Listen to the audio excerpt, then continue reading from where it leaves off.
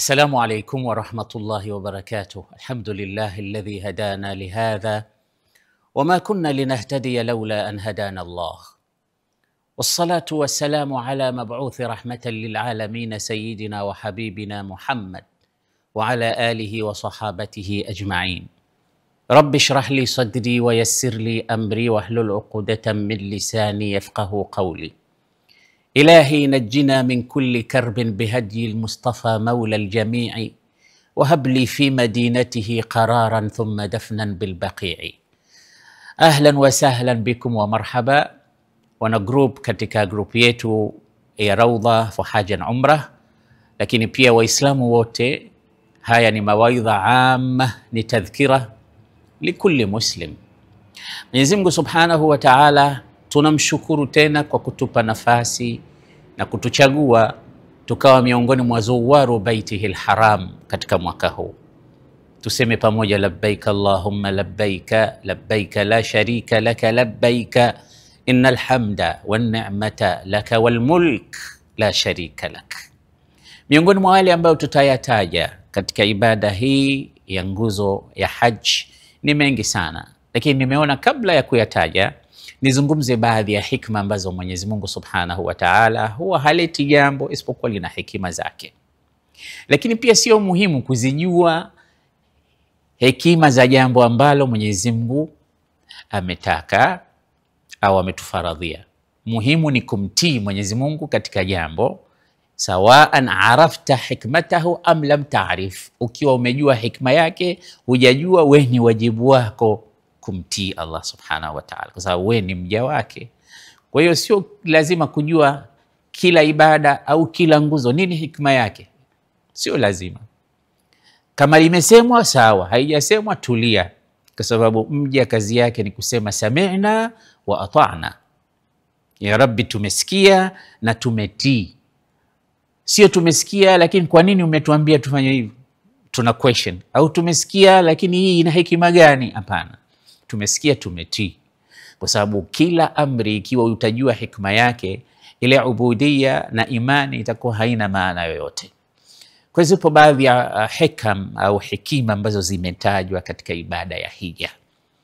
Kwa nini Mwenyezi Mungu au kwa hekima gani Mwenyezi Mungu amefaradhia ibada hizi za hija, au kuna hekima gani, kuna mafunzo gani, kuna mambo gani yanapatikana katika ibada ya haji. Allah Subhanahu wa Ta'ala katika hii ibada ya hija na umra kuna mambo mengi sana yanapatikana, na miongoni mwa hayo kayataja mwenyewe katika Qur'ani. Allah anasema liyashhadu manafi'a lahum. Mwanzo wa aya akasema wa'adhin fi nnasi bilhajji ya'tuka rijala. Waiti katika ibada ya hija watakuja kwa miguu, wa ala kulli dhamirin ya'tina min kulli fajjin amiq, na watakuja katika usafiri, aina ya usafiri, vipando mbalimbali, wenye kuja kwa miguu, wenye kuja kwa ndege, wenye kuja kwa ngamia, wenye kuja kwa meli, wenye kuja kwa majahazi, wenye kuja, vyote hivi ni vipando mbalimbali, wote watakusudia kuja kule. Lakini lengo nini? Nasema liyashhadu manafi'a lahum. Hizi ndo hikma, liyashhadu manafi'a lahum, waje wapate manufaa yao, yani kile ambacho watakwenda kukikuta kule Maka kinarudi kwao wao wenyewe, ni kwa manufaa yao wenyewe. Hapo Mwenyezi Mungu anatutajia baadhi ya hekima au faida utakazozipata katika ibada ya haji. Liyashhadu manafi'a lahum wa yadhkuru isma Allah fi ayamin ma'lumat ala ma razaqahum min bahimatil an'am fakulu minha wa at'imu al-ba'is al-faqir, mpaka mwisho wa aya. Lakini liyashhadu manafi'a lahum, mahalla shahid, unakwenda zako Makka kwa ajili ya haji na umra kwa ajili ya manufaa yako mwenyewe. Liyashhadu manafi'a lahum. Sayyiduna Abdullah ibn Abbas, turjumanul Quran, mfasiri mkubwa wa Quran, mwanafunzi wa Mtume Muhammad sallallahu alayhi wasallam, alipotaja liyashhadu manafi'a lahum alisema kuna manufaa aina mbili unayoyapata wewe mwenye kwenda umra au mwenye kwenda haji. Maana umra ni hija ndogo na hija ni hija kubwa. Tutazitaja hapo baadaye nini kinachofuata. Liyashhadu manafi'a lahum, asema manfaatun dunyawiyya wa manfaatun ukhrawiyya. Kuna manufaa aina mbili utayapata, manufaa ya kidunia na manufaa ya kiakhira. Yote mawili utayapata. Sasa akataja baadhi ya manufaa ya kiakhira ni yapi. Akasema ama manufaa ya akhira utakayoyapata wewe ni manufaa yanayokupelekea kupata nini? Ridwanullah, radhi za Allah subhanahu wa ta'ala. Kwa maana ukienda zako Maka, utakachoambulia kikubwa ambacho kinatosha kabisa kukupeleka peponi ni Allah kuwa radhi nawe, kuridhiwa na Allah, katika manufaa ya akhira. Lakini manafi'u al-ukhrawiyya, manafi' dunyawiyya, je, manufaa ya kidunia ni yapi? Anasema ni ile business inayopatikana, na moja katika mapato makubwa inapata serikali ya Saudia ni mambo ya hija. Lakini pia dhabaih, vichinjwa vile, watu wanapeleka makondo, mbuzi, ngamia, yani biashara ni kubwa. Usishangae wewe mwenye taasisi ukawa kila mtu anakupigia simu, bwana na mbuzi kwa ajili ya watu wako. Na hii yote inatokea, business inanoga, ni very high season ya biashara katika kipindi cha mambo ya haji. Kwa hiyo manafi' dunyawiyya yanapatikana kwa biashara na vichinjwa, dhabaih mbalimbali na kile kinachopatikana katika mambo ya kidunia. Kwa hiyo manafi haya yanapatikana kwa wingi kabisa huko Maka, na mazingira ya hija yote yanakupa wewe mfano mwema wa kuyaona hayo. Lakini pia katika hikma za hija, ijtima'ul muslimin, ni wale waislamu kukusanyika pahala pamoja, mkusanyiko mkubwa kama ule. Unajua unaweza ukaenda ukakuta mpaka watu milioni 6 wako pahala pamoja. Huwezi ukakusanyika pahala kama unavyokusanyika mkusanyo wa hija. Hii dini yetu ni dini ya kukutana mara kwa mara na kupeana nasaha na kupeana baadhi ya mawazo. Lakini kuanzia huku chini kabisa, Mwenyezi Mungu amejalia mkusanyiko inapatikana. Lakini mfano katika kijiji tunakutana kila wakati msikitini, lakini tunakutana katika sala ya Ijumaa, lakini tunakutana katika sala ya Idi, lakini tunakutana katika mikutano midogo midogo. Lakini hii ya kukutana Waislamu katika ibada ya hija, ijtima'un akbar au mu'tamarun alamiyun kabirun, ni mkusanyiko wa kiulimwengu. Utakwenda kukuta Waislamu mbalimbali wamekuja pale, wote wamekusanyika pahala pamoja. Ndani yake kuna faida kubwa sana za kubadilishana mawazo, faida za kupeana elimu, faida za kupeana kubadilishana hali ya biashara. Chochote kinapatikana pale, pahala pa wingi pana mengi. Kwa hiyo hizi ni katika hikma ambazo Allah subhanahu wa ta'ala ametuletea. Lakini pia madhharun min madhahiri almusawa, katika hija kuna hikma inapatikana ya kuonyesha moja katika madhhar ya umoja. Waislamu wote pale utawaona wamevaa nguo moja, nguo yao ni nyeupe tu, humkuti alovaa kijani wala njano wala nyekundu, wote wamevaa rangi nyeupe. Tena madhhar min madhahir musawa, katika wale waliovaa huwezi ukajua huyu ndo tajiri wala huyu ndo maskini, zote zile ziko sawa, zile nguo wote tasawa, kama anavyosema Shauqi, tasawa. Nimewaona wamekuwa sawa sawa, kila tajiri, kila maskini, kila raisi, kila waziri. Huwezi ukamwopoa pale ukamwona kwa vazi lake ukasema huyu atakuwa mfalme kwa vazi lake, huyu atakuwa no, tasawa, wote wako sawa. Kwa hiyo madhhar min madhahir musawa ni pale unapokwenda Maka ukaona kila mmoja amekuwa sawa sawa na mwenzake, kwamba Uislamu ni dini ya usawa.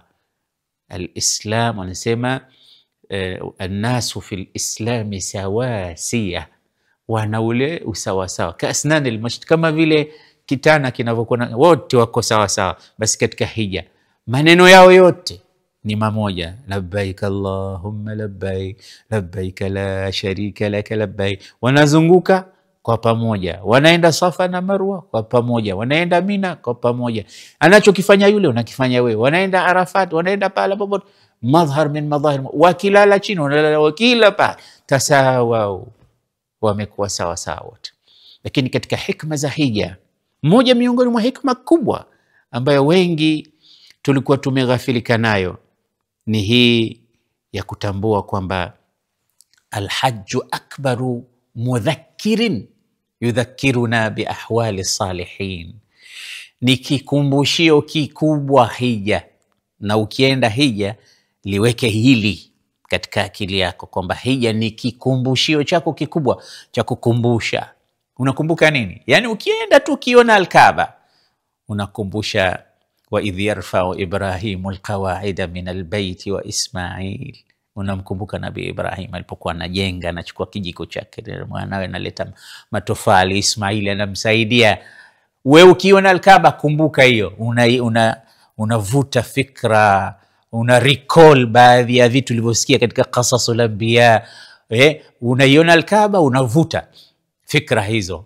Ukizunguka Al-Kaaba mkumbuke bwana Mtume Muhammad sallallahu alaihi wasallam alivyokuwa anaizunguka Al-Kaaba, anakwenda kuibusu Hajarul Aswad, alafu anasema maneno ambayo kila tunapokwenda tunasema rabbana atina fid dunya hasana. Tunapofika katika Hajarul Aswad tunabusu baina Hajarul Aswad na nini ruknul yamani, tunasema maneno hayo, rabbana atina fid dunya hasana wa fil akhirati hasana wa qina adhaban nar. Ukifika zako Safa na Marwa unamkumbuka Nabii Ibrahim na mama Hajar, unamkumbuka mama Hajar na Ismail walivyokuwa anatafuta maji, anakwenda kulia kushoto, anakwenda Safa na Marwa, anakimbia anarudi huku. Unakumbuka ukinywa maji ya Zamzam, miguu ya Nabii Ismail namna inavyopiga chini ya ardhi na hatimaye kupasua mpasuo wa kuleta maji ya Zamzam.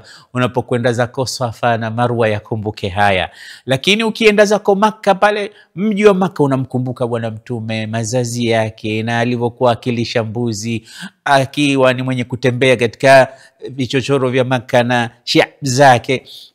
Lakini pia ukienda zako pahala panaitwa Jamarat Mina, unakumbuka Nabii Ibrahim alivyomchukua Nabii Ismail kwenda zake kumchinja, akatokezea shetani akamwambia la tadhbah ibnaka ihtimadan ala ru'ya shaytaniya ra'aitaha fil manam. Unakumbuka haya yote, una recall. Lakini ukifika zako wapi Arafat, unakumbuka Mtume sallallahu alaihi wasallam zilivyomshukia aya alyawma akmaltu lakum dinakum wa atmamtu alaykum ni'mati wa raditu lakum alislam dina. Hizi zote hikma zinapatikana katika ibada ya haji. Sasa tulijibu swali letu la mwisho, tumalize muhadhara wetu.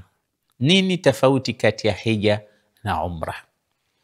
Hija ni nguzo, umra kuna ikhtilaf baina ya ulama, wanaosema ni wajib na wanaosema ni sunna. Kwa hiyo tutaiacha katika mabano hapo, lakini nacho ni kitu kikubwa. Lakini tofauti yake kubwa katika ibadat, umra ukishatia nia tu labbaik Allahumma bil umra, umeshamaliza nguzo ya kwanza. Zile nyingine zinafuata ni katika wajibat kama kuvaa nguo nyeupe na nini, lakini nguzo, nia ni katika nguzo. Ukishafika zako Maka ukienda ukitufu Al-Kaaba ni katika nguzo yake ya pili. Ukitoka pale sasa unamalizia tu na mambo mawili makubwa. Angalia haya mambo matatu tu umeshafanya umra. Nia, labbaik Allahumma bil hajj, kule kukoga kunini mwanzo, zile katika sunan zake lazima ujitayarishe. Yani unakoga, unakata kucha, unatia manukato kabla ya kuingia katika ibada, unajitahirisha. Hizi zote katika sunan na adab zake, kinakutajia vile vitu vikubwa ambavyo ukivifanya ndio umeshamaliza au umetekeleza ibada ya umra. Nini? Nia. Kisha unakwenda kutufu Al-Kaaba mara 7. Kisha unakwenda zako Safa na Marwa. Ukimaliza Safa na Marwa umebakisha kitu kimoja, kunyoa au kupunguza. Umemaliza umra.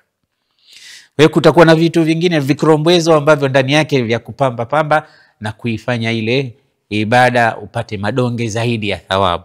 kama hizo nilizokutajia. Ukifika unatufu kuweka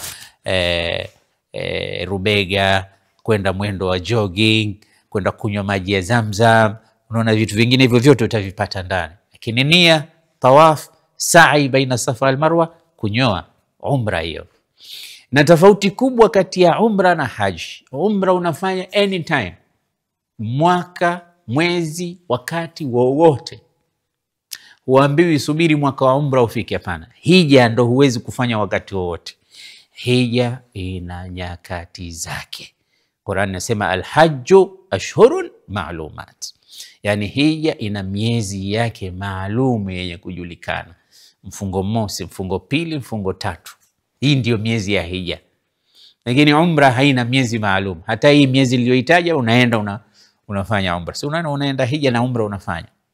Umra ni wakati wowote upendao. Ndio maana mwezi wa Disemba huu tunaenda, Rabiul Awwal tulienda, Rabiul Thani, ala madari al-am, yani mwaka mzima wewe chagua tu nafasi ya kwenda hija, ya kwenda umra, nenda. Lakini umra, hija mpaka ifike miezi yake maalum. Hii ni tofauti yake kubwa. Hija ina wakati maalum, umra haina wakati maalum. Tofauti yake nyingine kubwa, umra haizidi pale pale katika Masjid al-Haram matendo yake. Yani unatiania, unakwenda zako kutufu al-Kaaba, ni pale pale msikitini. Safa na Marwa ni pale pale msikitini. Al-Halq wa at-Taqsir ni pale pale Makkah. Lakini hija kuna matendo ambayo lazima utoke, na mara nyingine unatoka mpaka nje ya haram. Yani mfano ardhi ya mwezi 9 ile ya Arafat. Arafat iko nje ya haram kabisa. Au kuna sehemu ndogo miongoni mwa sehemu zake, vitu kama hivyo. Kwa hiyo unakwenda zako nje, unakwenda Mina, unalala, unakwenda zako Arafat, unashinda, unarudi zako Muzdalifa, unalala, unakuja zako tena Mina, unakaa zile siku 3. Umeona tofauti yake? Umra hujafanya hiyo. Umra umekuja msikitini Masjid al-Haram, umetufu, umeenda Safa na Marwa, umerudi zako kunyoa nywele, umemaliza. Sasa ukienda hija unafanya hayo na ziada. Kwa ajili hiyo basi ujue hiyo ni tofauti ndogo tu katika tofauti ambazo tumependa tuzitaje katika ibada ya umra na hija na wepesi wake. Inshallah vipindi vinavyokuja sasa tutaitaja na kuizungumza hija kwa mapana. Jiandae kupokea durusi hizi. Tumombe Mwenyezi Mungu siha na afya tupate kufika mwaka huu kuitekeleza ibada ya hija. Aqulu qawli hadha astaghfirullah li wa lakum fastaghfiruhu faya fawza almustaghfirin wa ya najata at-taibin. Wassalamu alaykum.